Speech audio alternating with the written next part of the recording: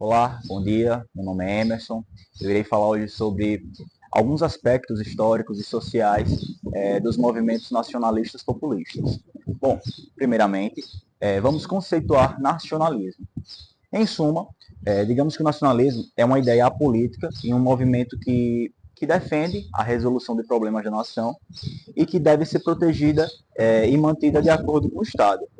Já o populismo é um termo utilizado na ciência política justamente para explicar práticas associadas a governantes da América Latina e em boa parte do século XX. No caso do Brasil, essa palavra é utilizada para se referir principalmente ao período da nossa história, né, que se estendeu ali de 1930 a 64. Aí, essa associação do populismo com essa fase de 34 anos fez com que ela ficasse conhecida como República Populista, chamada por alguns historiadores de Quarta República, né? E alguns políticos dessa época, como Getúlio Vargas, JK e João Goulart, eles são encarados como símbolos populistas. Bom, agora irei falar algumas características do populismo. Temos a relação direta e não institucionalizada do líder com as massas, que é quando a relação do líder populista com o povo era estabelecida por meio da influência do seu carisma sobre as massas. Logo, não era um contato construído por nenhuma instituição política. Existe também o forte nacionalismo econômico, que é basicamente a tendência dos políticos a adotar medidas econômicas nacionalistas. Houve também o discurso em defesa da união das massas, ou seja, era um discurso voltado para a conciliação das diferentes classes sociais, e nesse sentido, o líder não falava em nome de uma somente classe específica, mas sim em nome da nação. Aí teve também a liderança política, baseada no carisma e no clientelismo, que é quando o papel do líder desempenhado pelo político populista sustentava-se tanto no seu carisma quanto na rede de favores desenvolvida a partir dele. E por último, o frágil sistema partidário, pois as nações populistas elas possuíam um sistema partidário frágil, porque o poder político concentrava unicamente nas mãos de uma só pessoa e não das instituições políticas de fato.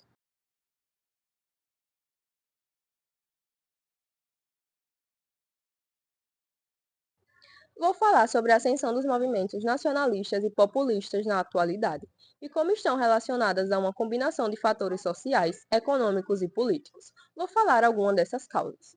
No contexto social, vou falar sobre a desigualdade social e econômica, e onde há um aumento na desigualdade de renda e o acesso desigual a serviços públicos.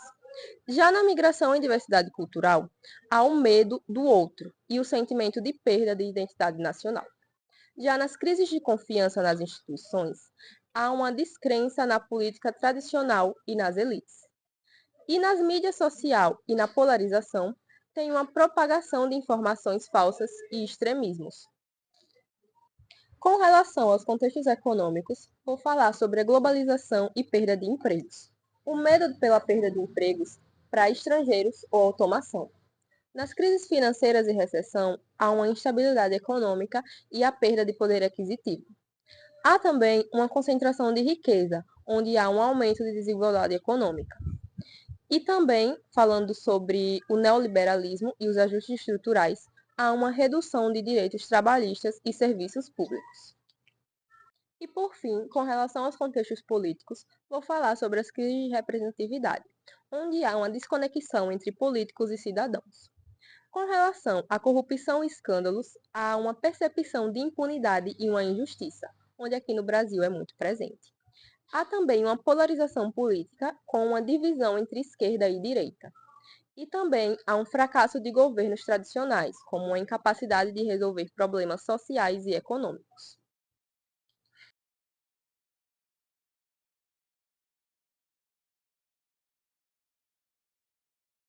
Atualmente, os movimentos nacionalistas e populistas ganham destaque globalmente, com líderes que se opõem às elites e defendem a soberania nacional, os valores tradicionais e a identidade cultural.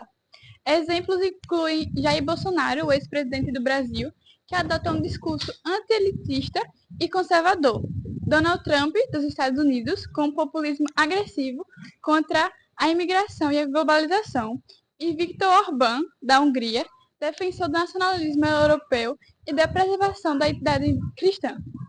Esses líderes utilizam estratégias retóricas como anti-elitismo, criticando as elites como corruptas, o apelo à identidade nacional, defendendo cultura e valores tradicionais, a criação de inimigos, internos e externos, e o uso das redes sociais para comunicar diretamente com seus seguidores e disseminar mensagens simplificadas. Tais estratégias ajudam a mobilizar as massas e polarizar o debate político, oferecendo soluções simplistas para problemas complexos.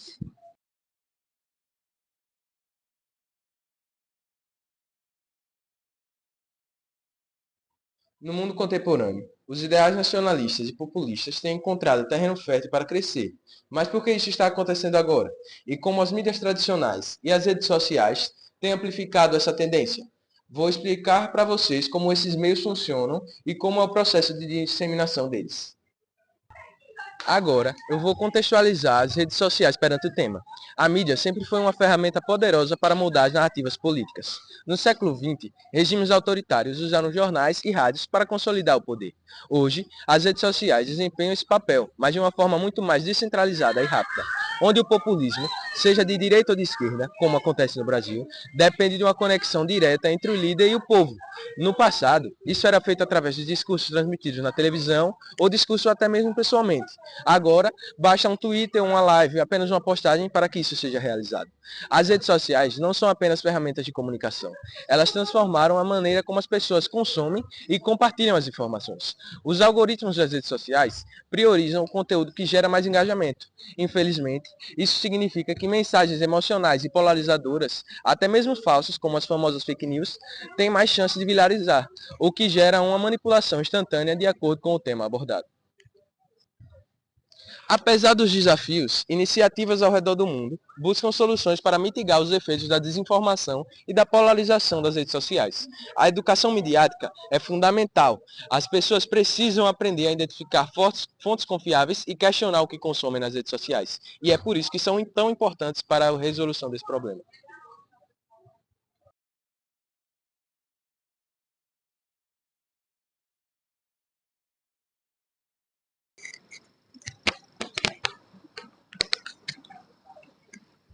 Nos últimos anos, temos visto o surgimento de movimentos que prometem mudanças radicais e soluções rápidas para problemas complexos. Eles atraem milhões, mas também deixam marcas profundas na democracia e na convivência entre culturas. Neste breve documentário, vamos analisar como esses movimentos impactam nossas vidas e quais são os desafios que precisamos enfrentar para construir um futuro mais inclusivo e democrático.